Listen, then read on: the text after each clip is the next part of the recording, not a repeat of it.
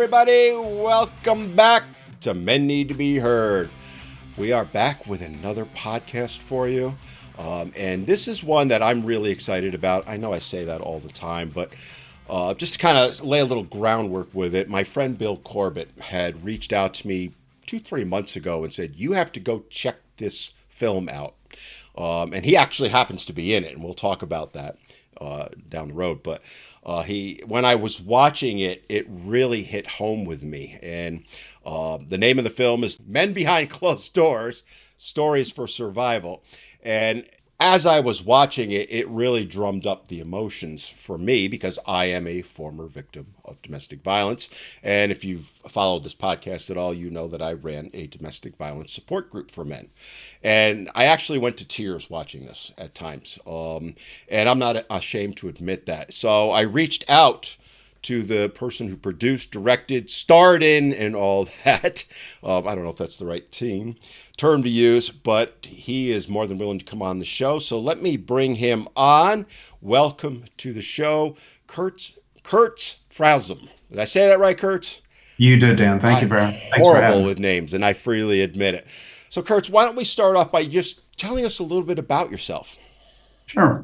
Let's see. I grew up in a small town in Connecticut and moved down to Texas in the 90s to go to SMU, graduated with a degree in advertising and anthropology, and just stayed here because I loved it. And I started out as a painter. I was a painter for about 10 years, did very well. About 4 of those years, I was independently a painter. That's all I did. And then got into music, then film, photography, and I really was attracted to documentaries. And so I started to explore documentaries. And one of my favorite things to do is to cover protests and rallies and anything where human emotion is stirred up, any chance of violence. Well, it's funny. It's funny you mentioned that because when I was checking out the show, I actually got on your channel and started seeing some other stuff. There's some fascinating stuff on there.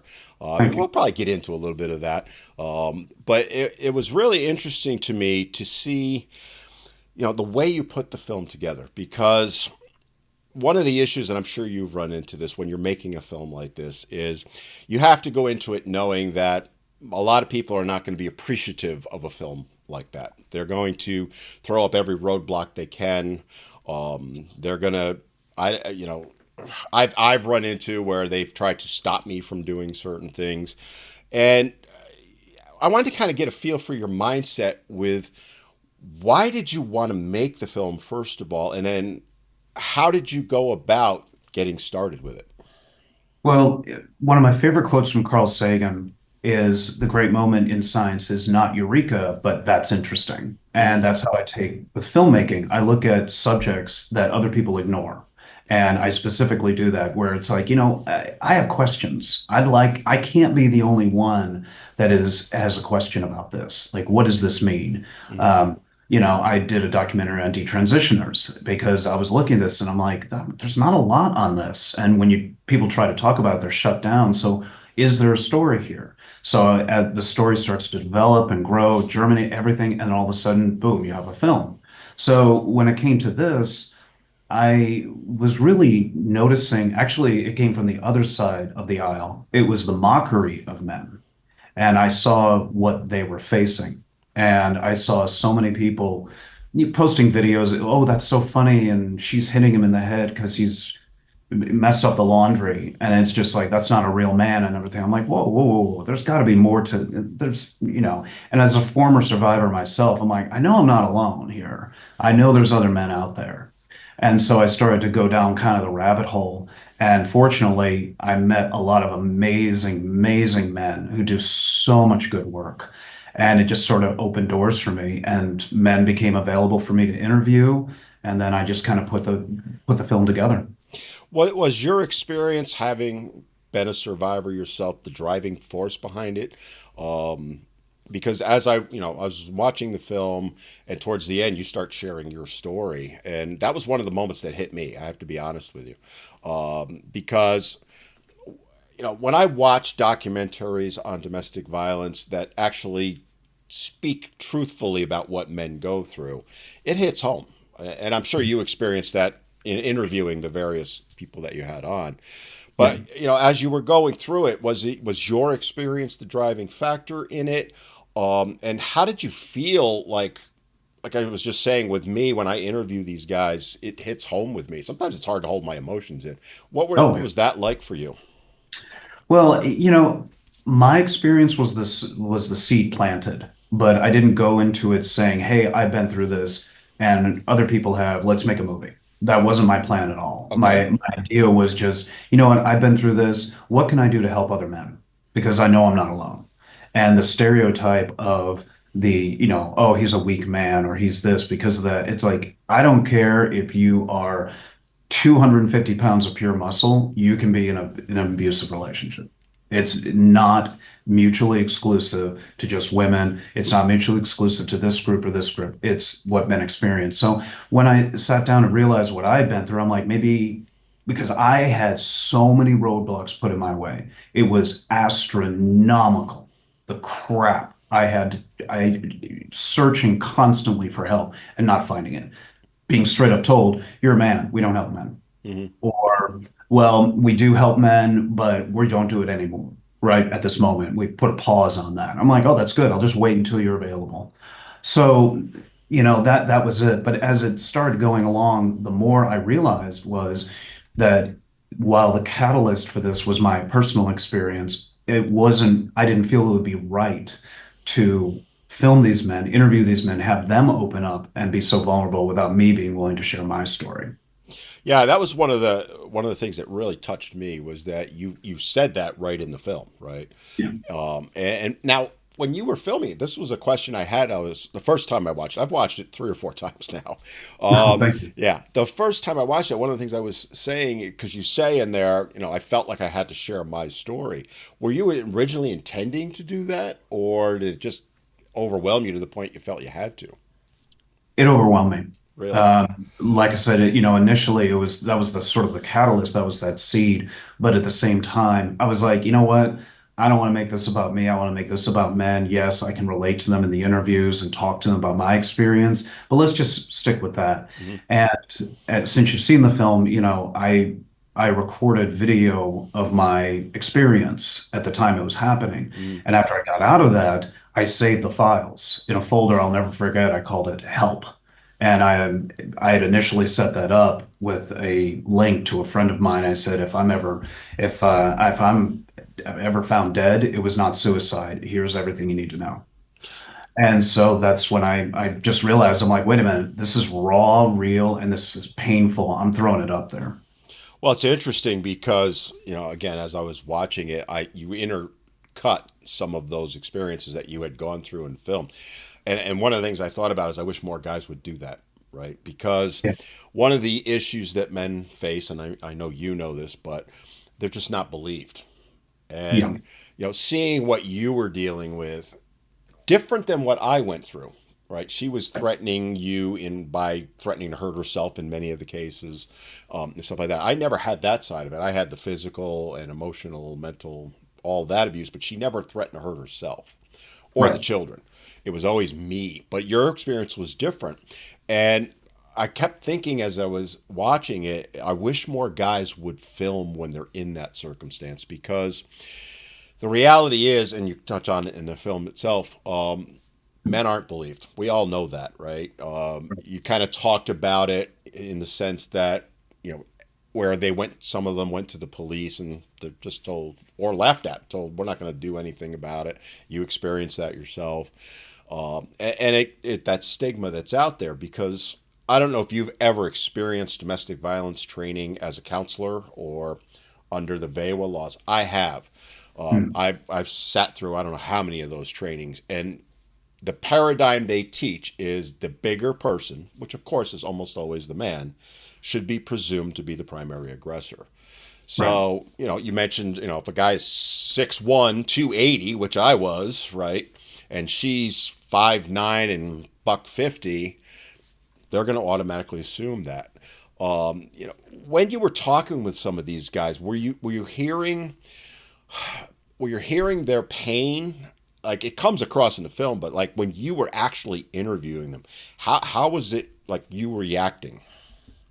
Well, one particular case I was thinking of is the gentleman I interviewed from Spain, when he starts crying, Oh, talking about his that was the experience. most powerful one for me. That I tell you, and that part in the film when I kind of cut back to my Zoom screen and I was like, you're not a quitter, you're not weak, you're a strong man. I said, I'm your ally. I'm rooting for you. I'm over here, and then in another country, another time zone, another language, but I'm here, man. You're not alone. And I think literally he's like, thank you so much. And we say goodbye. And I literally like pushed things across my table. I was like, I need a drink. I Yeah. need a minute. I need a glass of wine and a nap because that was a lot. And then editing it was like, here we go. I mean, it hit. That hit hard. That And you know, I just to go back to a previous point, yeah. as we were discussing, when it came to filming my experience, and I agree with you, more men need to do that. Men have to do that Hmm. because when I was filming, I was not thinking to myself, man, this is going to make a great documentary one day.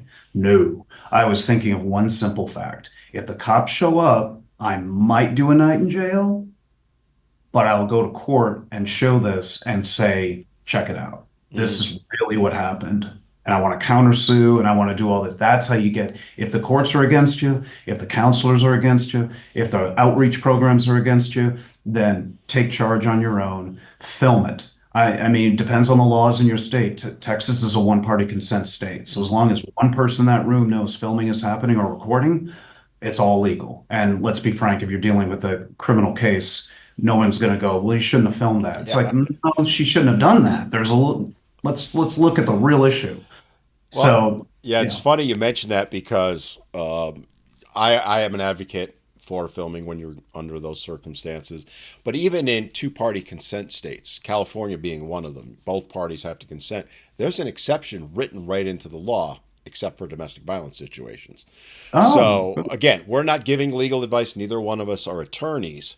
nope, But to what the point that you were making, even if you aren't legal doing it, I'd be doing it because the worst case, they're going to hit you with a misdemeanor for filming without approval versus yeah, going to jail for 20 years because she claimed you beat her to death, or something like that.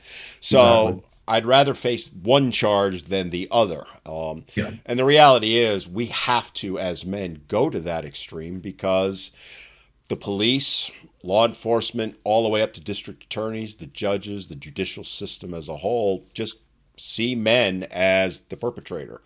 And to be fair to them, and I hate doing it, believe me, but to be fair to them, that's how they're trained, right? yeah, As I said, I have sat through those trainings. Going back to the 90s when VAWA, Violence Against Women Act, was first passed, and they used the Duluth model as the basis for all their trainings, which was assume the larger person is the perpetrator.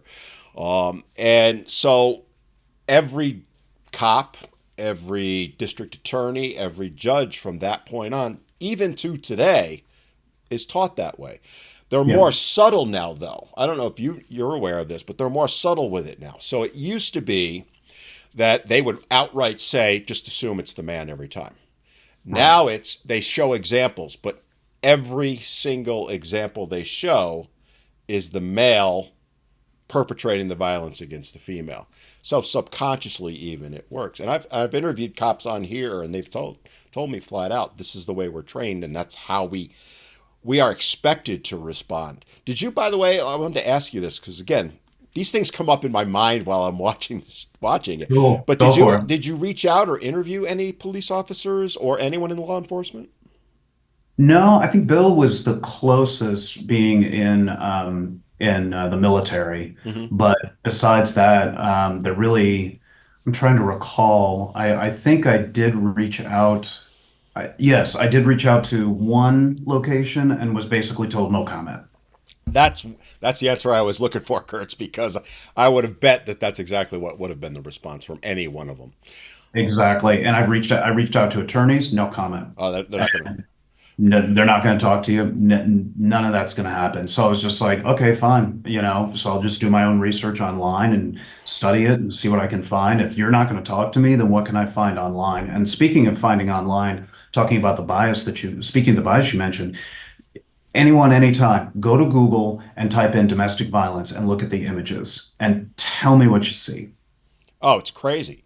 It's It's always men. And if you use a software like Canva, so I use Canva to create my thumbnails for the podcast and stuff like that. Right. I actually reached out to them 15 or so months ago because they have images in there that you can use, non-copyrighted, you're free to use them.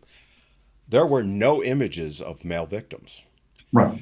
Last I checked, and it's been several months, they actually had put three up, you know, which hundreds of women, Yeah. three men, you know. Three guys. And I had reached out to them to say, you know, there are male victims of domestic violence. Why aren't you doing this? And the answer I got basically was, we're not going to address that. You know, they blew me off completely. And that's why I wanted to ask you if you had reached out to law enforcement, because I would have bet beforehand the answer would have been no comment, right? Yep. They don't want to go there, which again tells you the bias against men, that they're Hmm. trying to hide what's going on.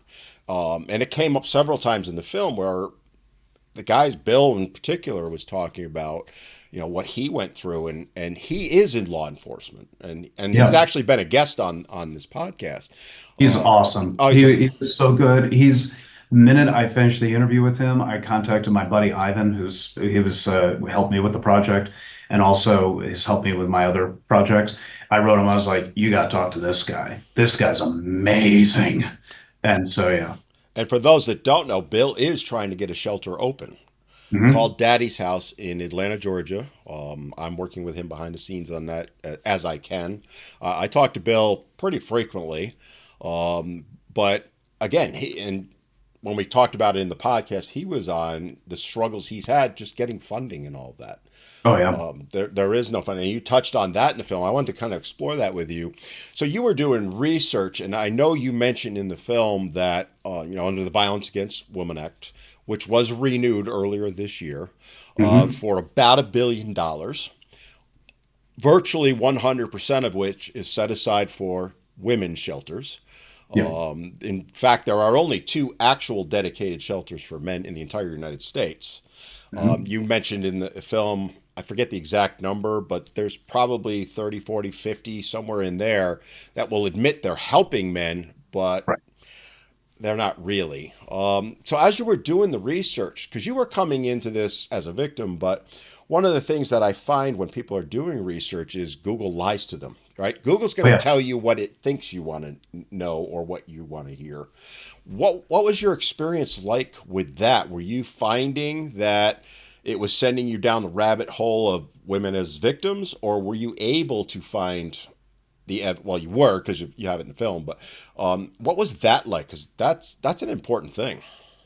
It was a lot of work. I mean, just like when I worked on the film on detransitioners, I think, half the film, and half was editing and the other half was research. It was just it was click through to click through to click through, click through. Oh, there's the article. I mean, it was just crazy the amount of work I had to dedicate myself to. And that being said, I am not a scientist. I'm not a doctor.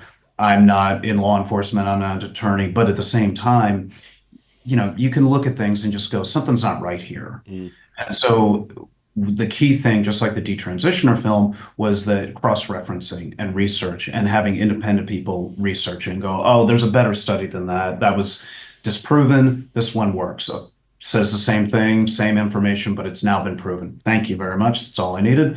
So the research to me is just as important and it's not like I'm going to Google and whatever's on the first page is truth.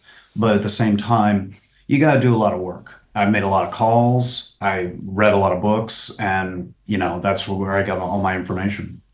Yeah, you know, to kind of touch on that a little bit more, never go by the first page on Google. So you got to scroll down, you know. Yeah, The real nuggets sometimes are 5, 10, 15 pages down. But Google knows, and they've done research on this, basically no one scrolls. Whatever the exactly. first three or four that pop up that are on your screen, I forget the numbers, but it's some insanely high number. People never even scroll their mouse down. They don't even hit the mouse wheel. Oh Um, no, they want to say, and I'm a web designer by trade, so it's like I know oh, you this know, for a yeah. fact. I know that for a fact. And for example, we had an issue with our HVAC a couple months ago, and I need an HVAC person. I didn't go to page 6. I'm not going to page 6. I just want someone on what's above the fold, page 1. So yeah, I get that. Nobody scrolls. Yeah, but unfortunately, when it comes to talking about domestic violence, you need to scroll because You have to.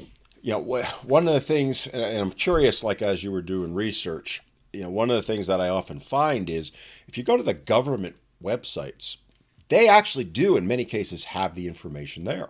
Mhm. They aren't the greatest at explaining it. It's the government. But then Google, of course, avoids dealing with that. So you'll often see the statistic that it's roughly 1.4 million women are abused per year, and it's 835,000 for men. Well, that data is so old, Yeah. so out of date, but yet they've never updated it. Yeah. But when you start digging a little deeper, you'll find, Department of Justice, various other government entities, they're finding that men are the victims pretty much on par with women. But if you Right. don't dig deeper, you never get to that point. And that's one of the struggles that I have. And I'm curious if you've run into this having made the film now is, the feminists come at me and they Mhm. will stick to that outdated data and that outdated paradigm. And there is nothing that's going to get them off it. Are you seeing that in response, or are you even getting a response from them? But what kind of a response are you seeing from the feminist side on that? I'm getting some response from the feminist side. I tell you where I get most response is from other men, calling them pussies, calling them Oh yeah, weak, calling them yeah. soy boys. And I was posting on Craigslist even just trying to see if I could find anyone. I did research and found out I had no idea. Oklahoma has the highest rate of male victims of domestic violence. Hmm. I'm like, oh, okay. So I started posting there. The emails I would get calling me a pussy, a soy boy, a weak Right. boy, and all this crap. I wouldn't let my woman talk to me like that. I'm like, okay, great, thank you, nice contribution. There's the door.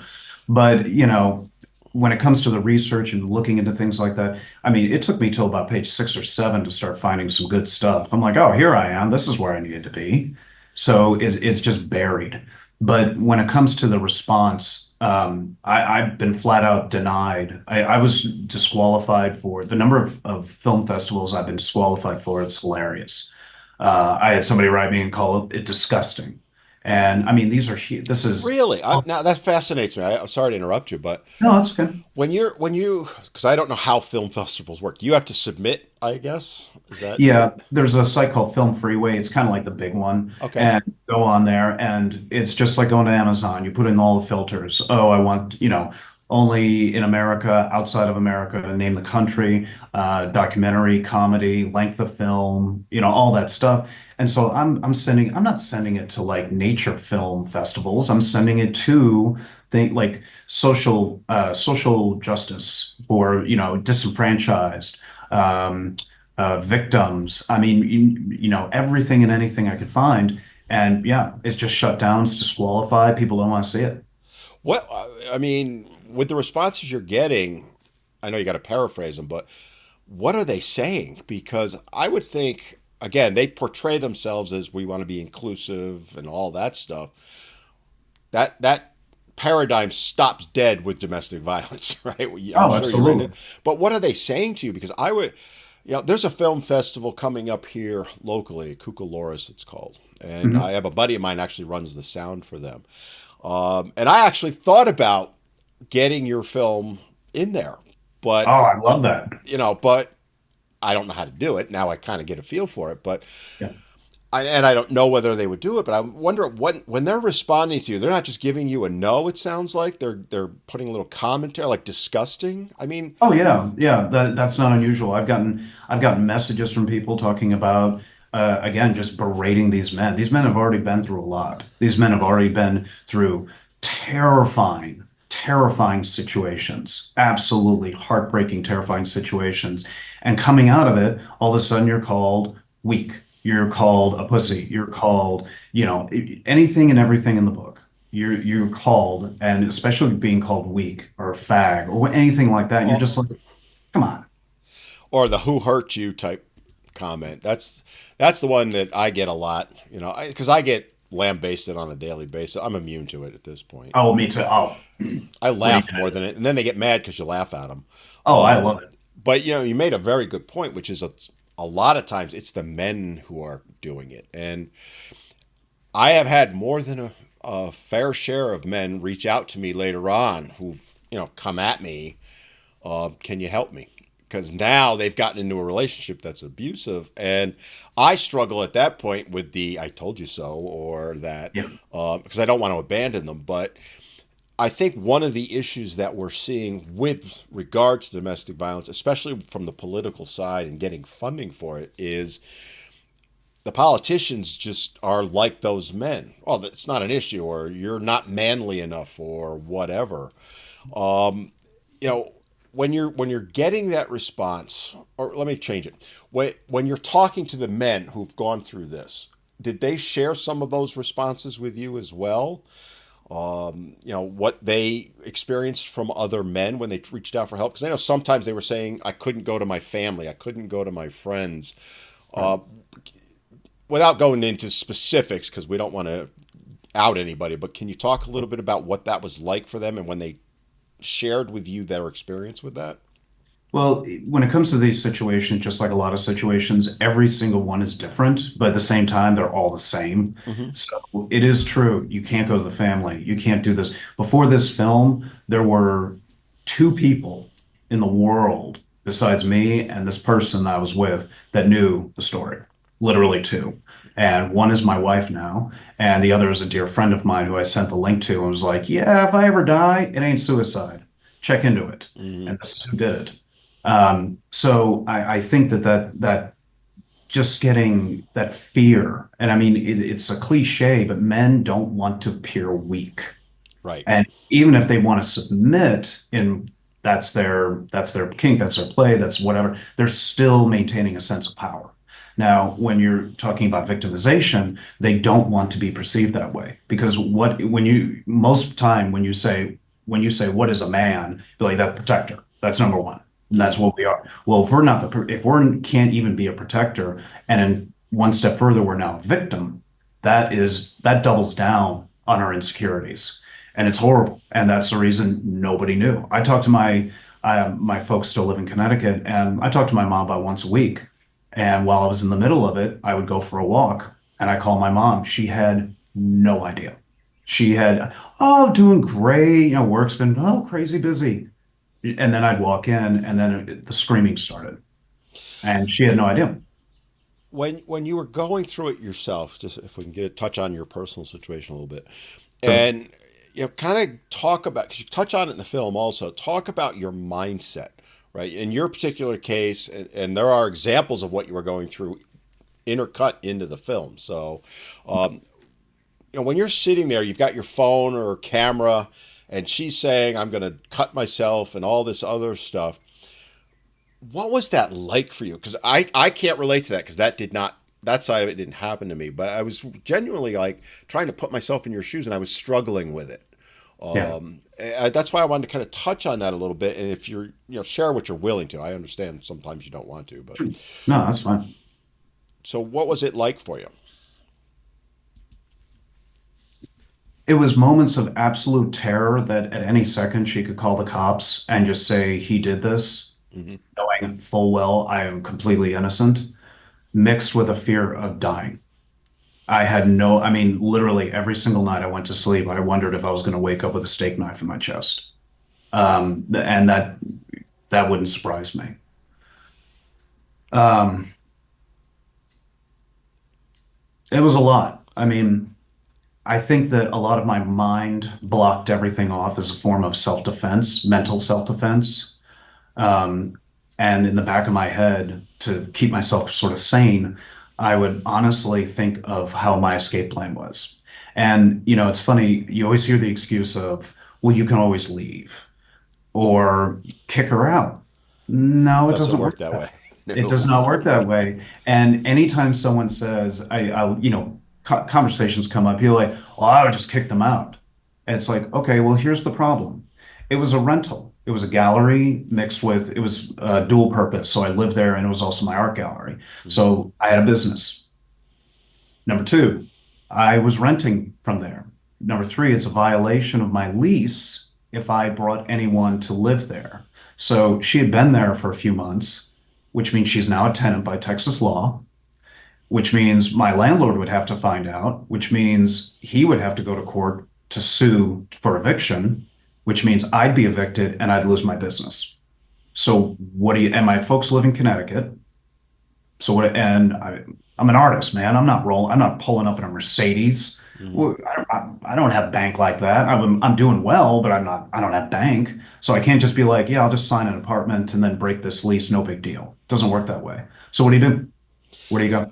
And I appreciate you sharing that. And I want people to understand and hear in his voice, even though he's out of that situation, it's still affecting you, right? Just like it affects me. My situation was 30 years ago now. It still affects me. I Oh don't yeah. think I'll ever get. I've made my peace with it. I've moved on from it. I can honestly say that. But like watching the film, those emotions came up. Even now, as you were just speaking, those emotions come up.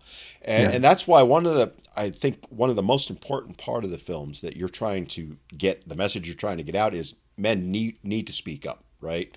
Yeah. We need to share our stories because, one of the issues that I've seen for decades now is when I'm trying to bring awareness to what men go through as victims of domestic violence. You've got to deal with the stigma. We all know about that. Culture's against us, and so men basically silo themselves. It's Right. just me. Nobody, no other man is going through this. I can't tell anyone, as you touched on with your story. They're not going to believe me. I certainly can't go to law enforcement because they'll just arrest me. When you were talking with, well, let me step back for how are you able to even find men that were willing to talk? Because even like trying to get men to come on this podcast, or I've done radio and TV with this stuff, they're very reluctant to do that. You kind of talked about you were trying to find men.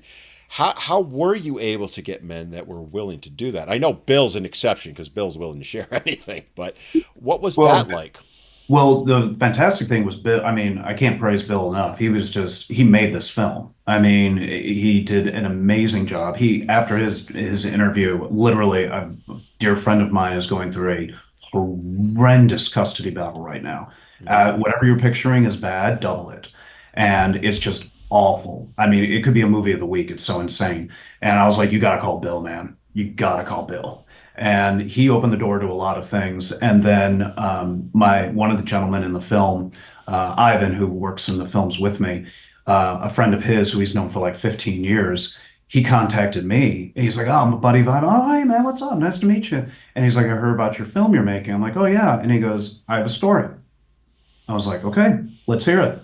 And he told me his story, and I was like, "Oh, damn." Mm, So I was like, "You're in the film." And there were a bunch of guys I spoke to that I'm like, "Good story, but no, that's not it." I mean, that's as a filmmaker, you have to do that. I If understand. you're with your runtime, if you do 20 interviews and you've got time for 10, you got to cut them. What are you going to do? You got to cut those. And some men, to their credit, I'm not criticizing them whatsoever, but some of these men were like, "Oh, my wife got really mad at me because she found some Playboys in my car." I'm like, "Oh, okay." Okay. Yeah.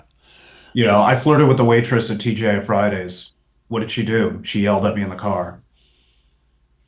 Okay, well, thank you for interviewing. This has been Yeah. great. I'll Yeah. let you know.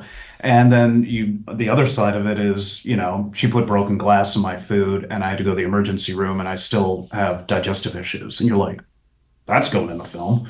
So, yeah, I think it's the key is to allow men to realize that they can reach out. And so finding these men was not easy. Mm. I received numerous emails from men telling their story and jaw dropping. And I'm like, you're the first interview. I mean, I've already done 3 interviews. You're number one in this film. Mm. And he's like, and they'd be like, I can't be on film. I was like, you're not going to be on film. I'll disguise your voice. No, I can't do it. I can't risk it. My life's in danger. And Um, I've run into that too, Kurtz, because I'm writing a book, co-authoring a book on false allegations. Hmm. And we're running into the same thing. It was one of the reasons I wanted to ask you that question. Is we're trying to find men that are willing to come forward with their stories, but they're so Yeah. traumatized in that case by what they went through. Getting them to open up is difficult. Yeah. Even finding them, first of all, is difficult. Then getting them to say, "All right, I'll tell you my story." Then the next level is you have permission to use it.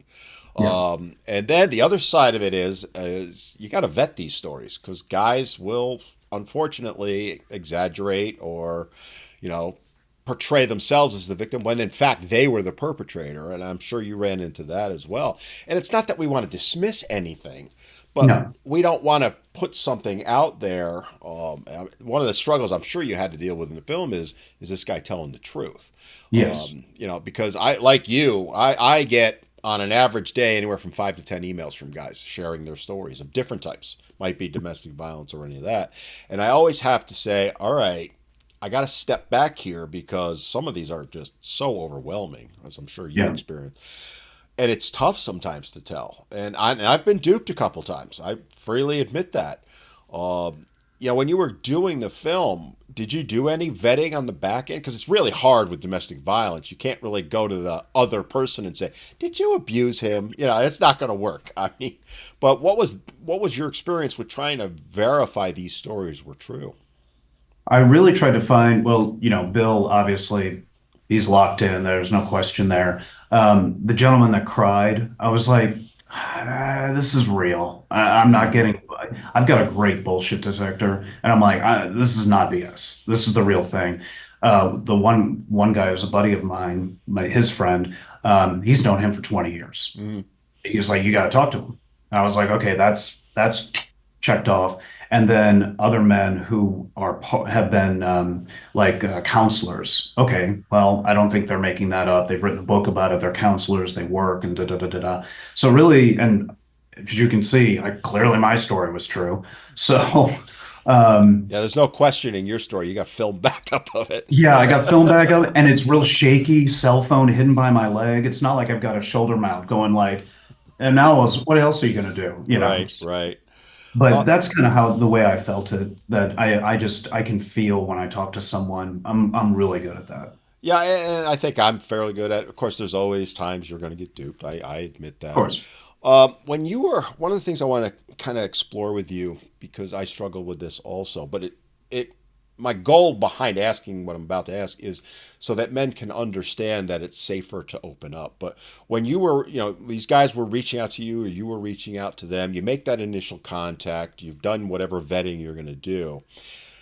How were you getting them to open up to you? Because one of the struggles you'll often see is they might be willing to share some of their story, but to really come out with all of it, which in a film, I'm sure you're looking to get as much emotional impact out of it as you can. I Oh mean, yeah, yeah, that's the point of it, right?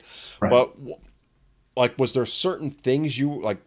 Rules you were following or criteria you were doing? How did you go through that process? Well, I definitely want them to open up, but of course, I'm not going to be cruel about it. I'm not going to try to poke the bear and trigger them. Mm-hmm. So what's key to me is to not always just speak. I would usually start the conversations nothing at all about what's going on and what the film is about. Because if people can feel relaxed, they don't know me, Mm-hmm. you know. But if they can feel relaxed, you can sit there and talk, but like, well, what do you do for fun? How do you when your fear and your anxiety build up, how do you release that? Oh, I love to go climbing. Oh, you climb. I used to love climbing when I lived in New England. Now I love to go camping. Oh, you can't? Yeah. What kind of rig you got?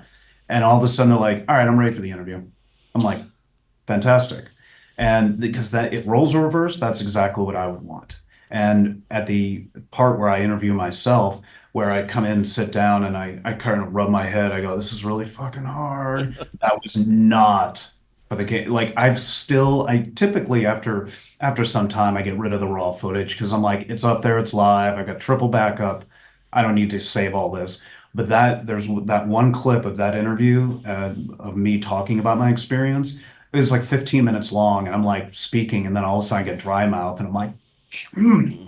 just like and it's like to really get going, I started to have the same conversation with myself. It's like, what am I gonna do for dinner tonight? It's like, Hmm. oh man, I have not had good sushi in a long time. And then I'm like, hit roll, roll camera. And Well, that's kind of how you open up. it's interesting the way you approached it, and this is some advice I would give to men who are wondering if maybe their buddy, their pal, coworker, friend, family member might be a victim of domestic violence. Is don't go directly at them with it. Right? No. Do exactly what you did. Right? If you share a common thing you like to do, for me it would be weightlifting or golf or something like that. Men open up shoulder to shoulder, not face to face, right? Hmm. Women open up to each other face to face. Men are shoulder to shoulder, meaning if you're doing any kind of activity or you can find a commonality using an activity, camping, fishing, something like that, it builds that trust and it lets them bring their walls down. The and I'm curious your thoughts on this. One of the biggest struggles that I had was letting those walls down. Because Oh like yeah. you, I wouldn't tell anyone. Like literally no one knew. Hey fans, I just wanted to take a quick break from the show to remind you just how much we here at Men Need to Be Heard truly appreciate and value your support. And we'd like to ask you to do us a little favor. It won't cost you a dime, and it'll only take a few seconds out of your day. Could you take a moment to give us that like, give us that thumbs up on the video, and even share it with your friends? Doing so will help us to spread the word and continue to raise awareness on the issues that men and boys face in today's modern world. And we'd love to hear what you have to say on today's topic. So don't forget to comment down below and let us know how we're doing. Your input and feedback means the world to us, and it helps us to continue bringing great guests and even more content each and every week. And don't forget to subscribe to the channel and hit that notification bell so you don't miss an episode. It's the best way to stay up to date with all of our latest discussions, interviews, and deep dives into the issues men and boys face. It also helps the channel to grow so that we can continue to raise even more awareness on the issues. So hit that subscribe button and become part of the Men Need to Be Heard community. All right, that's it for now. Back to the show. Yeah. And then I finally trusted someone who happened to be a woman, by the way, enough to let her know. And she was doing what she could. She wasn't great at it. She was not trying to be mean or anything like that, but she Uh, ended up being that because she didn't know any better. I don't fault her in any way. But this is something that guys really need to understand is the more that we can position ourselves so that we're open to receiving their trauma, the more likely they are to open up, and then you can try and help them. Is that what you were experiencing as well? yeah, and I think the key thing to remember this for men, and I know this is, I'm a hypocrite. I'll admit it. I didn't stand up and proclaim it to the world of what I was going through until I made the film. I wasn't, when I was in the middle of it, I didn't do it, but it takes, it's like a scene from a movie. It takes one guy to stand up, be like, hey, I'm going through this. Mm-hmm. All of a sudden, a second guy stands up, just like the Me Too movement for women, which is great. That happened to me. Wait a minute, that happened to me too. All of a sudden, you see this rising tide of strength, and if a man, especially for men, where vulnerability is oh man, even today, being vulnerable is like, oh man, that's tough for me. But if one guy stands up and says, "Hey man, I've been going through this," and all of a sudden another goes, "You're not alone, brother. I've been through that too, and let me tell you what I did, and how can we help?" And I think it's very important for the men and women that hear this and listen to this, that sometimes, especially because men have a difficulty of opening up, I think the key thing is how you communicate with them. Because if you've got a friend of yours and you're at a bar and you're having a drink, it's like, hey, how's the wife doing and things, and he kind of goes, um, you know, she's the same. She's all right. It's like, everything okay? Yeah, it's fine. No, it's not. Come on, come on, come on. Let's talk to me. What's up? You can tell me anything. Mm-hmm. That's how men can open up, but if you jump to it and it's like, she's the usual. It's like, oh, she hitting you? It's like a man will shut down. Oh, absolutely. That's it. Gone. It's like, no, she's not doing that. Give me a break. And then he goes into the bathroom and cries and comes back out. So that's the way to communicate is to open up. It's sort of that just slowly, like you're fishing. When you get that pull, you don't rip your line and rod and just be like, oh, got the fish. You tug, you pull, you bring it forward, pull like that. Well, it's interesting because I've talked about this before. When I ran the support group for the guys, we met every week, 2.5, 3 hours on average. And new guys would come in. The first thing I would say to them is, I just want you to sit and listen. When we get to the end, I'll give you the opportunity to share if you wish. If you choose not to, that's fine. And the Yeah. reason I did that was to help lower their guard a little bit. And amount of feedback I got because I had handled it that way, instead of, you go to AA a lot of times, or any similar type thing. They want you up front sharing your story, admit you're an alcoholic, whatever. That is never going to work for guys, right? If I have 10 guys in the room, a new guy comes in and I say to him, tell me your story, he's going to Yep. shut right down. But by listening to the other 10 guys, that guy then feels comfortable doing that. And it speaks to what you were talking about on an individual basis. Same thing. If you go at it like, if is she hitting you or something like that, Yeah. he's going to silence himself. But if you come at it, are you all right? Talk to me. The most important thing you said, Kurtz, and I want to highlight it, is it's okay to talk to me. It's safe Yeah. to talk to me, because that's the other side of it, is guys live in fear of being found out for being Yeah. weak or whatever. I mean, I get teased all the time on things like I wear pink shirts. Yeah. My old room that I used to film in had salmon, I call it orange, but salmon walls. And guys will, I mean, guys, forget women, viciously attack me for it. And I'm like, are you I'm sorry, I'm not laughing at you. no, laugh. I laughing about it. Feel free. I'm like, really, dude? You're attacking another guy who's speaking out about men's issues, trying Yeah. to help you because his walls are salmon. But you have to laugh. But the other side of it is that's what male victims of domestic violence go through, right? Yeah. That's an illustration of what they go through. As you were making the film, what were some of the other challenges you faced? In anything in particular? Well, I think the big issue was, I mean, I'm not a full-time filmmaker. I wish I was, but I mean, I'm a web designer. I've got a corporate job and everything. I work from home, so that does afford a lot of breathing room for me to get stuff done, like clock out, and then it's like, oh, it's a slow day. I'll clock out and work on my projects, which is fantastic. But I think the real thing, it's not during the filming that's been the struggle. It's after. It's just getting the word out.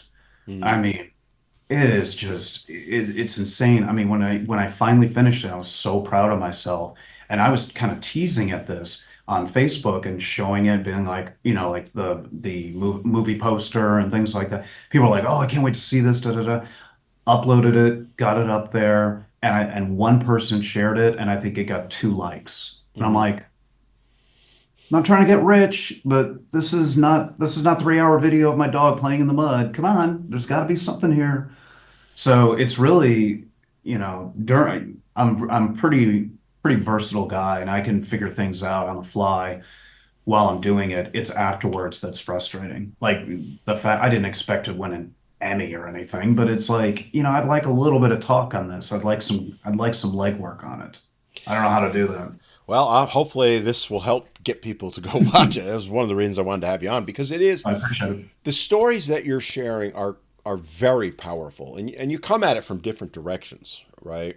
And the real takeaway that I got from it is, and you kind of touched on this yourself, we all have similarities in our story, but yet each story is unique and different. It's in and of itself. Correct. And one of the struggles that I, as an advocate for victims and someone who's counseled them and all that, deal with is getting men to understand that your situation is unique, right? Mhm. When we've talked about you had to deal with, she was threatening to hurt herself. I never had to deal with that. Right. I had to deal with a lot of emotional abuse, Yeah. financial abuse, And I was watching the film, and you had different people. The guy from Spain was the one that really hit me. Oh, I actually had to pause it a couple times. And the reason it was hitting me is my story is very similar to his, with yeah. differences, right? And that's, as I highly encourage people to go watch it, because Bill's story may not resonate with you, but the guy from Spain's might. Yeah. The other one, I want to kind of go into this now if we can. You had a Sure. guy on, and I forget his name or his organization, so help me out on this. I should have wrote it down. Who was a perpetrator Yes. and was talking about his work now to prevent domestic violence and going through that, and that blew me away. And Yeah. it speaks to how fair your film is, because to put something like that in, knowing that you're probably going to get criticized for it, Right. I applaud you. Golf clap on that, because I want to interview him, by the way, because it was fascinating to me to hear what he was talking about and the struggles he's facing dealing with it. What was that like for you? How did you make connection and kind of talk about that experience? Because that was amazing. Well, I appreciate your comments about the film and me choosing to put him in there because, I'm never afraid of criticism. I mean, someone can say, "Oh, your film sucks." I'm like, "Okay, great. I don't care. I made it and it made me happy." Or someone could say, "You shouldn't have put him in there." It's like, well, then you get a camera, learn Final Cut Pro, and figure out how to animate, and then you can make your own film, and then I can just piss all over it. Would you be happy with that? But I definitely wanted to put him in there because to me it's the arc of redemption. Hmm. And what could be a better story than an abuser who makes mistakes, acknowledges them, gets on a better path, and wants to stop it from the future. It's like the old saying about apologizing. It's like it's not just about saying sorry, it's about changing your behavior. Hmm.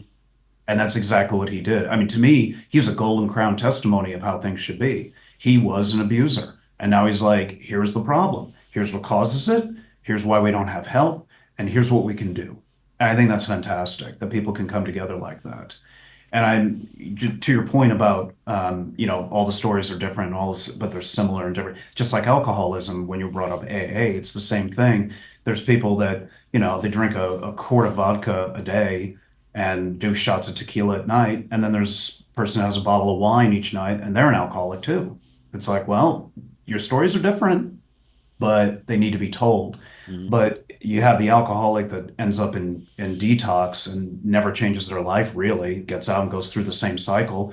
And you've got one that redeems themselves, gets better, makes changes, and says, you know what? I'm going to help out everyone else who struggles with this addiction. And that's a beautiful story. And his story is just as beautiful to me. And I'm any critic that would say that I shouldn't put him in there to me is just a fool because that is a Hollywood arc story of redemption. And that's beautiful to me. I couldn't agree with you more, because it tells the other side of the story, and a lot of what he talks about, why men abuse and all that, Yeah. and a little bit of the statistical stuff and all that, because he really delved into that mindset as an abuser, but humanized it. And I don't mean that to dismiss being abusive or someone who's like that, No, but they're human beings, right? We all have flaws. I'm not perfect. You're not perfect.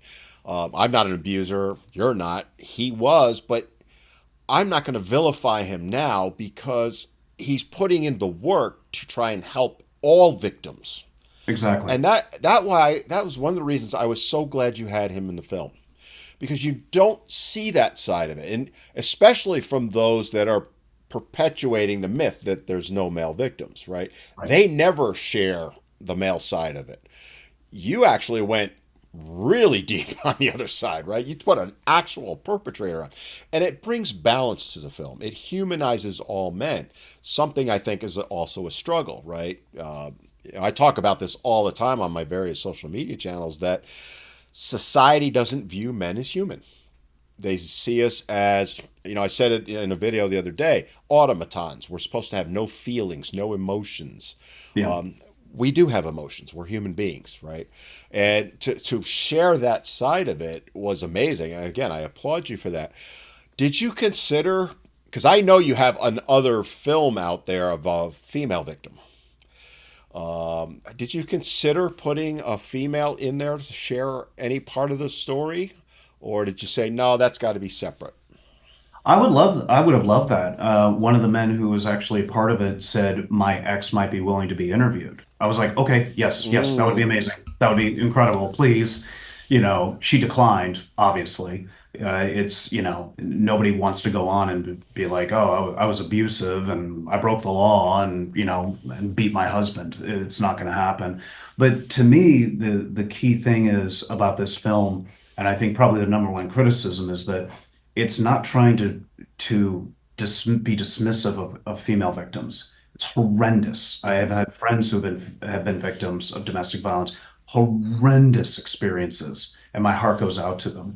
It's just this story is trying to say, yes, there are female victims, there are female perpetrators. Let's not ignore men in this. Let's bring us together. And I think that's key. And, to me, the important thing is to have well-rounded stories. Mhm. So if there was a female perpetrator, I would have interviewed them. A female victim, I would have added, but I think that the focus needs to be on the men because that story is so rarely told. I mean, with what was it, 1.3 billion for that's What about being. one? Well, for women, you mean how many women are abused? Oh, no, no, no, Oh, the finances, the money oh, for yeah. It's well, the last go round for VEWA that I saw was about 1 billion. The first time in the '90s, it was I think 1.3 or 4 billion. yeah, And they've renewed it multiple times since then, and it's usually right around 1 billion. So yeah, exactly. So that's a lot of money. And it, that's a lot going on in there. And I think if anyone stood up and just said, "Hey, can we have a third of that for just men?" It would be a nightmare. So that's why, to me, while I'd be possibly interested in adding a female victim, really story that matters, since women's story have been told numerous times. mhm. Now it's time for men to have a voice. Well, and I agree with your perspective on that, right? It's, as someone who does advocate with politicians, I meet with them all the time talking about this issue, specifically talking about VEWA. And, this past spring when they were renewing it, I was reaching out to my senators, my congressmen, going, hey, I don't want you to take one dime of that $1 billion away from women, but can we have, I even said, can you give me $1 million? You're giving Yeah, $1 billion to them. Can you give me $1 million to help Bill open his shelter? yeah, Stonewalled, absolutely stonewalled. And they immediately revert to, well, we got to take care of women. And it's that, you didn't really mention it in the film, you kind of went around it, but it's that zero sum game, right? That yeah, if we do anything to help a man, we're somehow taking away from a woman. And that's, the feminists created that paradigm 50 years ago. right, And it still holds true. And that's why there are no shelters for men. There's two in the entire country that are dedicated for men. One in right. Dallas, one in Batesville, Arkansas. There are others that will say they will help men.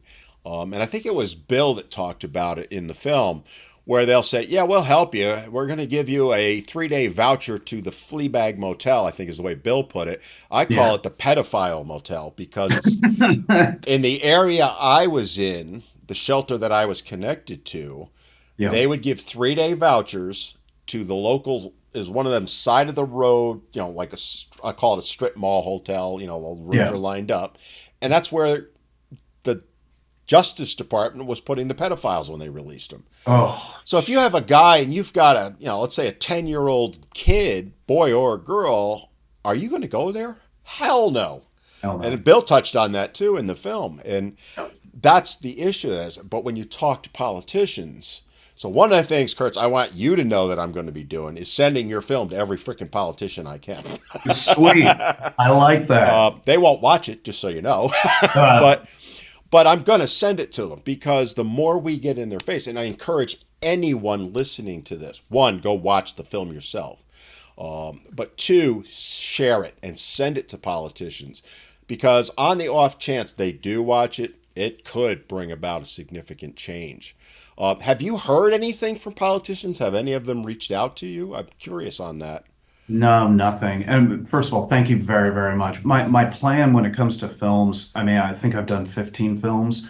I don't make films to get rich. I do Mm-hmm. not dream of Hollywood and living in the hills, but I don't give a damn about any of that crap. I just want to tell powerful stories, Mm-hmm. and usually, and most of the time, from the underdog point of view. And I just want people to hear this, see this, and all I want from this is change. I do want a politician to see this and be like, hey, I saw this film. We have a pandemic on our hands and no one's talking about this. And I think that's very, very important. That's the reason I made the film.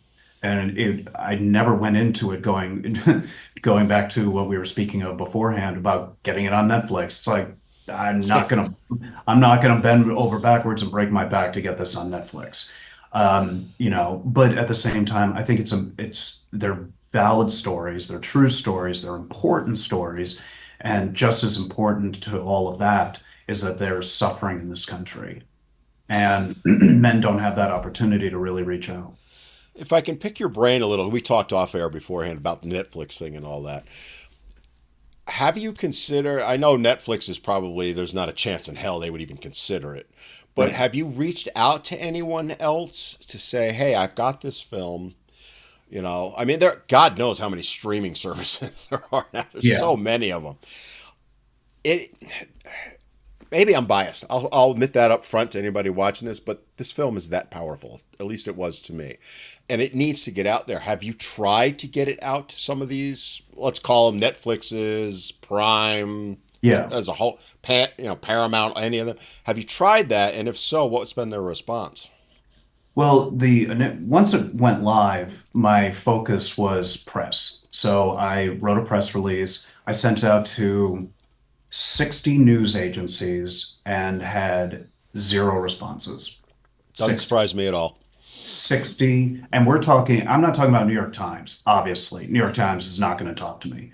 But I mean, maybe if you're with the New York Times and you're watching this, call me. I'll talk to you. I will Have your definitely. people call my people, right? Seriously, I will get people so the New York Times can call my people.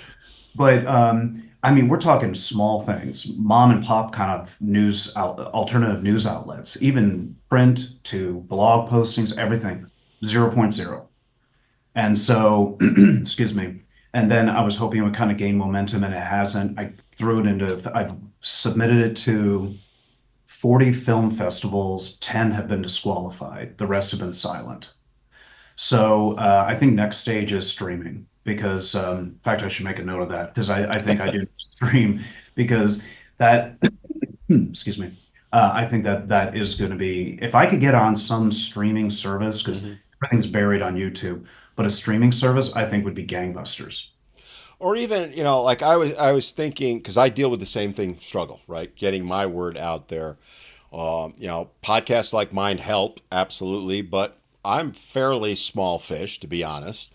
But you look at somebody like a Tim Pool or a Joe Rogan or somebody at that level, Yeah, and I've reached out to all those guys, yeah, and uh, nothing, right? I've written for newspapers for decades now, and I got to be honest, I had one story about domestic violence go worldwide, syndicated worldwide, awesome. but the rest of them, silence, Yeah, and like you, I'm not doing this for the money, but trying to get that exposure is so frustrating because, again, not to be a shill, but this is a powerful film, and yeah, it raises awareness in ways that I think most people would never understand if they didn't watch the film of what men go through. yeah, In the film, you're talking about, I think you mentioned it earlier, the guy that he was worried he was eating broken glass. yeah, I mean, you know, as someone who's worked with hundreds, well, probably thousands at this point of guys, a common thing that men go through, and this blows people's minds when I mention, is women love to, how do I put this, poop on the men. Trying to be polite and keep it family. I hear. I can't tell you the number of guys that have told me they woke up and she's shitting on them. Sure. I don't know what it is, but the first time I heard it, I'm like, yeah, okay. The fifth time, I'm like, wait a minute. Wait The a minute. 15th time, something's going on here. But we can't get these stories out, and it speaks to where we are as a society, right? If you look at Joe Rogan's way too big, so let's set him Yeah, aside. But way too but big. if you could find that, like Daily Wire or somebody like that, they're more political. But again, this is an issue that is apolitical. It Yeah, happens to far left, far right, and everyone in between. It's non-gender, or it should be, I should say. Right. Men, women, pretty much equally. If you look at IPV, intimate personal or intimate partner violence, it's pretty much equal, and they're finding more and more the women are the ones initiating it. The men are then responding and more violent because they're bigger. But these are important stories that we need to get out, and trying to get your film out. It frustrates me to hear your frustrations, you know. Yeah. But I respect them and I understand them because I deal with the same thing. Yeah, and it's frustrating. I mean, that is like you were saying, it's something I could have had help with during the film. Not really. I've done this so much on my own that to me, I'm just comfortable doing it all. I'm practically on my own. But when it's the afterwards that's so tough. I mean, you're talking about spending 5 months, sometimes 6, 7 hours a day working on a project, and then it's just ghost, and you're like, great, all right, guess I'll play video games like everyone else. And I love video games. That's not a secret. It's not a slap at video games. Trust me, I play them every night. But it's like I could have done more just playing video games these past 5 months. But I know that there's a story there, and I know it's true, and I know it rings true with so many men and women, and it's important. And to your point, it is across the aisle, not just men, women. We are talking rich, middle class. We're talking poor. We're talking gay, straight, bi, trans, African American, white, Latina, Latino, Asian. The spectrum covers the whole thing. So this isn't like, well, this is a serious issue for Asian women. Okay, that's very, very specific. But this is something that goes straight across the board. And I don't understand why it doesn't have an audience, and especially from a media point of view, solely for the fact that it's controversial.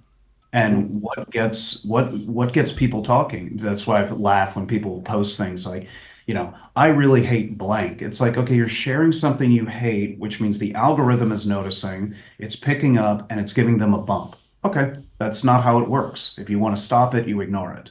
But this is controversial. This is something that's going to get people talking and reading and sharing, and some people relating to it, saying, I wish there was help for me when I was there. And there was one time that I called a crisis hotline, and it was a national crisis hotline. And the woman answered the phone, and I said, "Look, I'm just going to be straightforward with you. I am not suicidal. I do not have suicidal ideation. I'm in an abusive relationship, and I have no escape." And she said, "Well, where are you located?" I said, "I'm in Dallas." And she said, "Well, I'm sorry, we don't help men in Dallas." Click.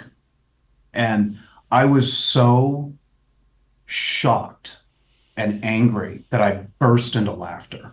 I was like, this is I can insane. understand exactly that reaction, Kurtz, It because was that would like, be mine too. sorry, sorry, I knocked the camera. Oh, that's fine. That was I was sitting in my car, and I first was angry, then I wanted to cry, and then I just laughed. I was just like, oh my God, that just happened. So, And the amazing part is there is a shelter that helps men near Dallas. I mean that's the fact that she did not know that speaks volumes, right? And exactly. and that was the national hotline. So National. you would think that up on their monitor, here's the two that actually help men because they take. I've interviewed Randy from the one in Batesville, Arkansas. They get people from all over, men from all over the country because they're only one of two. Yeah. Uh, so for the national hotline to sit there and go, "Oh, yeah, we can't help you," you have to laugh, right? Because Yeah. it is so sad. You would lose your mind if you just dwelled on that. And it's true. And I honestly and to this day, I will never forget that moment I experienced, because it gave me a boost of strength. Be like, if Hmm. I can laugh, I can win. And that's the important thing. And many years ago, I went through a bad divorce. It was a total shock. I mean, when I say came out of nowhere, it was like, morning, what do you want for breakfast? Divorce. I mean, it was that kind of thing. I was devastated. I mean, devastated, to the point where my doctor was like, "Yeah, if you don't eat and sleep, you're going to be dead by the end of the month." Like that bad. Hmm. And I was rebuilding my life. And I sat down, I was watching a comedy show. Russell Brand, years ago, was one of his stand-up specials in New York. And I laughed. I laughed for the first time in 7 months. And I burst into tears. I'm like, I can win. Hmm. So If you can find that moment where you can genuinely, deeply laugh, you can win. That's what I've learned. And that's a great way to put it, right? Because you're winning for yourself, Exactly. as opposed to somebody else. One, and this kind of triggered something in me as you were talking about that, because I was reflecting back on the film again. One of the things that was common through that, and I know your experience is similar, mine is too, is that when we do get out of those situations, it feels hopeless at first. What am I Yeah. going to do? Where am I going to go? We've been there, right? But then it's, as you're moving through the process, it's like, well, what's my life going to be moving forward? In my case, I was able to find a happy, healthy relationship. A couple of the guys in the film talk about that. Yeah. And again, I'm trying to get guys to go watch this film. My goal, I don't know about yours, but my goal with this is to get guys to go watch it. One, to find out if maybe they're a victim, Yeah. and two, to give them, those that are, hope. Because the guys that were in there were talking about how they were able to move forward. When you were Yeah. filming, like, how what was your reaction to that? Did it hit you personally in any way, like it did me as I was watching it, or I mean, at some point you hear so many of these stories, you got to shut off at some point. It happens to me. But Yeah. what was that like? Well, similar to your situation, I'm happily married now. I've got a awesome 15-year-old stepdaughter. I got two puppers, white picket fence in the burbs, and I could not be happier. I've looked for this woman my whole life, and I found her. And after making this film, I put on a lot of walls. I Hmm. was receptive, but I was like, my, again, my buddy Ivan that I work on the films with, he said, work like a trauma surgeon. And that's something that stuck to my head. I will never forget. And I was like, trauma surgeon. All right, focus on being a trauma surgeon. And it's like, just get that point. Hmm. Even just saying those words just put my walls up a little bit. It's kind of funny. But after I got the film out, and to your point, it really doesn't leave you. Hmm. Now, you can be in a healthier place, but you don't forget those times. And you can have a difficult situation that you're in, but I would argue, again, not a therapist, but I would argue don't ever forget those moments. You can look back and go, that was a crazy time, man, and laugh, Hmm. which means you beat it. And that's wonderful. But after I did this film, what I noticed was I started keeping an eye out, like, oh, that apartment's for rent. That's a good place to go just in case. I'm like, what the hell are you worried about? Don't worry, don't do that. Oh, that's interesting. Yeah, and it'll trip out your brain will play tricks on you. And this is to anyone who's made it through. I'm sure they can testify to this, or if they're in the middle of it, your brain will play really weird tricks on you. I'm like, I have not looked at an apartment just driving down the street, just be like, that's a safe place to go. I'm like, what are you talking about? You're fine. And I'm not denying, I'm like genuinely fine. And so that stuff will stick with you. But I think it's important that men in this process realize that healing does not mean forgetting. Because if you forget, you'll find yourself possibly in another I was situation. just gonna say, you'll end up right Yeah. back in the same situation. Yep. And I forgot because I had been in a previous relationship. It was more verbal abuse. I looking back at the time, I didn't know it. Then I look back, I'm like, yeah, that was abuse, Hmm. man. Hmm. Wasn't right. Um, and I forgot about that time. And what was the result? I missed all the symptoms of the illness of what I was about to deal with. Yeah, So, it's interesting, Kurtz, because I do the same thing you do, right? I mean, happily married for years now. I've been out of my domestic violence situation since 1995, so 30 right. years. But I still look for that outs, as I call it. And I consider myself healed. Yeah. I don't forget it, but I don't dwell on it. I use it to bring about change, what I went through. I don't dwell Right. on it in the sense that I'm beating myself up for falling. Because one of the things guys often do is, how the hell did I end up like this? It's my fault. I'm awful, blah, blah, blah, right? Right. I'm not that. I'm long past that. Yeah. I use this as sharing my story to bring about change. But it's still there, and it will always be a part of me. I went through trauma as a kid, same thing, right? I could let it run my life if I let it, But for me, I had a come to Jesus moment and said, "What the frick are you doing, dude? Right? Yeah. Enough already." And that's what I would encourage guys. And when they're watching this film, I hope that's one of the things they take away from it is there is hope for the future. Yeah. But the number one thing you got to do is prioritize yourself Yes. and get out of it in whatever way. Because one of the things a couple of people have talked about the financial side, like how am I going to afford, because you're going to lose everything. That's a reality. She's going Oh to end yeah. up with it all. That's the reality. You're going to probably end up on somebody's couch or on the street is very common. You know what? That's okay. If that's what it is, and you're safe, Yeah. so be it. Yeah, and then the other thing I want to kind of touch on quickly with you, one of the things that one of the guys talked about is staying for his kids. Yeah. So can you kind of talk a little bit about what his story was and how you were reacting to that? Because that, in my opinion, is the number one reason people will stay. Men will stay. No, it's true. And that, even though I don't have like blood children of my own, I have a stepdaughter, but I mean, even though I don't have kids, that really hit me because I can imagine that. And that Mm-hmm. makes perfect sense to me. And it's not an excuse, but I think that men genuinely have that mindset and going, no, what matters most are my kids. Mm-hmm. And what you have to realize though is that every time your kids see that, the next generation is being contaminated. Oh, that's how you treat if you have a daughter and they're seeing that, you go, oh, that's how you treat a man. Mm-hmm. You are giving, unless you break free from that arena, your child is going to learn that abuse is how you communicate. And I came up from a very loving home. Yeah, my dad was tough but fair. I mean, he was good New England dad. You work hard, don't complain. But he has a beautiful heart. Same with my mom. And so growing up and then beginning hanging out on my own and dating, it's like, yeah, mom, dad, this is how you treat people. Mm-hmm. Got it.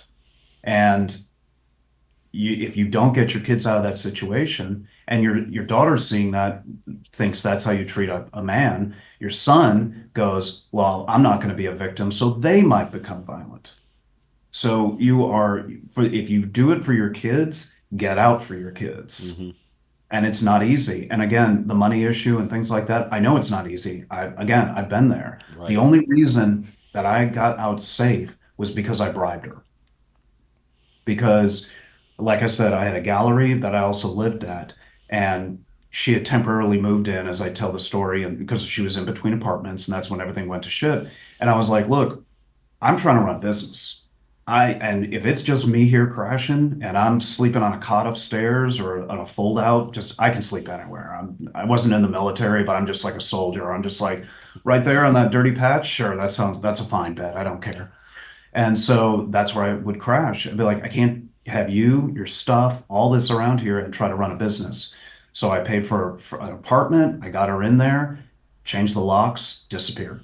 And then right after that, I actually got to the point where the harassment got so it continued. She actually, I had a cop show up at my door at 3 in the morning and just knocking on the door saying, do you know so and so? I was like, is she here? I'm like, no. And I explained the situation. He's like, well, she called a relative and said she was on her way to kill herself in front of you. I was like, oh, okay, Great. that's great. And I Yeah. realized I'm out. I can't do this. I can't live here. So I moved out of town. And then COVID hit and I started my life over. But you survived, right? You did what you needed to do to survive, and that's for male victims. That's what I teach them too. There's no right or wrong way to get out. No, And I understand that you may want to stay to protect your kids. So many guys will say, "Yeah, but if I leave, she's going to start hitting them instead of me, and it's better that they hit me." I understand that. of course. I respect it, but that's not the way to go. No, And it's just so hard to get that through to guys, and that's where the film can help. Is to I think make men understand that they're not alone. That's the biggest right. takeaway I would take from it. But let me ask you this, because we're running out of time. What is your long term hope for the film, and what do you say to guys that should, I guess the way I want to phrase it, what would you say to someone watching this to say to them, you need to go watch this for this reason? What would be your answers to that? I would say if you're a man who's in a violent domestic violence situation, you need to see this film for hope to know that you're not alone. Because number one, I didn't want to tell anyone, but if I had, I probably would have found out there are other men out there and I wasn't alone. But you have to remember, you've got to, watching this film will give you hope. These guys were in horrible situations. They might be in situations worse than yours. They might be in your situation might be practically nothing. Hmm. I mean, I don't mean, I'm not being No, I dismissive, get exactly what you mean. Yep. again, the out like alcoholism, there's a, bottle a day, or if you're doing just a shot, I get that you're still an alcoholic and this. But with this situation, my hope is that they would watch this film and go, hell yeah, man. I remember me. I remember who I was before this. What Hmm. the hell? I mean, that kind of motivation. And there is, and to your point, it is so damn important to remember this. There is no right way to get out. Everyone has a different way of doing it. You might pack your bags in secret, call the sheriff, and just say, I'm at home, I'm worried, and I'm leaving, and I need an officer here to witness and make sure I'm safe. That's risky, as we know. Right. If roles are reversed, wouldn't be anything. Maybe that'll work. Maybe you know a sheriff, maybe you know a cop, and say, hey man, I'm in a bad situation. Can you be here? Hmm. And maybe it's sneak out of the dead of night. There's and this is the thing that people don't realize is there are so many factors involved in this. We have emotion. There might be religious factors. Divorce is a sin in my faith, so I can't do this. I can't leave. There's kids involved. There's legal issues. I mean, it's massive. That's something I learned because something I truly learned after going through my experience was I didn't realize how big it was. I had no idea how massive the monster of abuse is and how much it consumes. And it is that, I mean, it was a year after I had gotten out. I was doing great. I was dating my wife. I was feeling great. I moved. I was da da da. I got in my car one day and it was Bluetooth connected. And on the screen, it said, which phone do you want to connect to the car? And it was my phone and her phone. Oh boy. And those little things, man, that I was still not in a good place. I Hmm. was not, just when you think you're doing well. Yep, I And know exactly what you mean. this is why I'm not a fan of trigger warnings, because if I had not had that experience, I wouldn't have realized, hey, I have a lot more work to do. Hmm. And I did. And I buckled down, doubled down, and got to work. And that kind of opened my eyes. So I think it's just important for men to realize once you're out, that's not it. You still got to fight. You climb Everest, that's not the end. You got to get down. Yeah, getting out is the start of your journey, I always say. Oh, It's a journey that will never end because you are going to have those things that will trigger you, you know. yeah. In my case, I have to see my ex every once in a while. We have kids together. Mhm. And she hates me. I don't hate her though, right? Yeah. And that's the solace I take from it. I don't excuse anything she did to me. Yeah. I'm certainly not going to go out to dinner with her. But if I were to hate her, then I'm letting her still control me. That's the way I look at it. And I do have, like you, those every once in a while, you know. I'm thinking back 3, 4, 5 months ago, I happened to pull up a picture that I've been digitizing my pictures. Yeah. And I happened to pull up one of them, which was her and I standing next to each other. And I'm Mhm. like, oh, fuck, no. You know what I mean? Yeah. But I'm not laughing at you. I can no, I relate. get it, all But, right? oh, fuck But no. I laugh too. But here's the thing that might surprise people. I didn't delete the photo. I still have it. Because Good. in my opinion, and I'm not saying this is right or wrong, it works for me. If Right. I were to delete it, she wins. Yes. By not deleting it, I take her power away from me. And that's the thing that men need to understand is if you are doing something that gives them power, whatever it might be, that's what you need to focus on is removing that. And it's different for everybody, you Yeah. know. And that's the big takeaway. Kurtz, how can people watch the film? I know it's on YouTube, but is there any other options for it? It's on YouTube. I think it's on Rumble. You can also go to my website, kurtzfrausun.com, and just go there and you'll see films. You'll see all the stuff I've done. You see music and pottery and films, and just click on films and it'll be right there. I think it's like the second or third from the top. And I'll put links down below in the show notes to Thank you. the various places so that people can go watch it. And I highly encourage people to not just watch it, but share it. Send it to politicians, as we talked about before. Send it to your buddies. Yeah. If you're a woman watching this, go watch that film, and you might recognize that you're guilty of some of the behaviors, and maybe you can change. Because I do, like you kind of talked about with that one gentleman in the film, people can change. They can be Yeah, abusive, but they can change. Uh, absolutely. the more people that watch this film, the better off we will be as a society. And I truly believe that. And I'm not saying it because Kurtz is sitting in front of me on the screen, okay? I wouldn't have him on if I didn't truly believe in what he did with that film. And I hope you do more, Kurtz. And I hope some streaming service or somebody bigger picks up on it because this is so critical to get this word out. And I encourage men to speak up and share their stories because the more of us that have the courage to do what you did, the thing, I'm not bragging about myself, to do what I do, the sooner that we will bring about change. Thank you. And I agree. And just as I had said before, it takes one guy to stand up. And then it takes a second guy to go, yeah, man, me too. And then a third goes, wait a minute, you're not alone, brothers. Me too. And maybe this film, I'm trying not to sound so, pompous here, but maybe this film could be the stand up. Maybe Mm-hmm. this could be the catalyst that people go, excuse me, yeah, man, that was me, or that is me, Mm-hmm. or I need help. Um, but yeah, but I think the key thing is just as we were talking about, if you're talking to your buddy and you're like, you sure you're okay? Don't send it to someone and be like, is this what your wife's like? It's like shut down, Yeah, right. collapse, over, done. They'll never talk to you again because you will get, and I'm not sure if you can had this experience, but for myself, I was strangely protective. It was very Stockholm syndrome. Oh, I yes, was very much so. strangely protective of her. Yep. I mean, we'd go out in public and I'd be like, because we were dating and I was just like, it's just like, hey, back off, or, just machismo stuff, like simmer down, son. Just she's with me. And I'm like, you're defending her? I look Ex- back, I'm like, what the hell's wrong with you? I'd be like, take her. She's yours. She's yours. Yeah. She's yours. Her I'm, bags will I'm, be on the front. again, I'm laughing because been there, done that, right? And Exactly. that's why if guys are listening to this and you feeling that way or done those things, recognize you might be in an abusive situation and not know it. Yep. Kurtz, any final thoughts that you want to share with the audience? Just thank you again, Dan, for having me. I really appreciate it. I mean, it means the world to me that you have given this a chance. It's been great talking to you.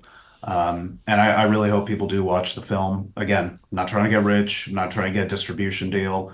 I take no, if it could get on Netflix and go global, I'll take no money if that could be the result. I just want this story out there. I got a good job, a steady paycheck. I just want the story to be told. And that's important to me. And Amen thank to you that, for everyone brother. else. And I want to say from my own personal heart, I appreciate what you did with that film Thank because you. like I said, it affected me. I've watched it, I think, 4 times now, all the way through. So I really hope people take. It's about an hour long.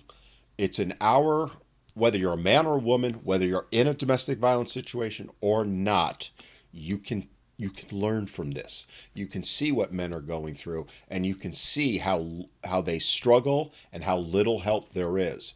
And if there's one thing that I hope, my personal hope for this film is, if we can save one guy, it's worth it.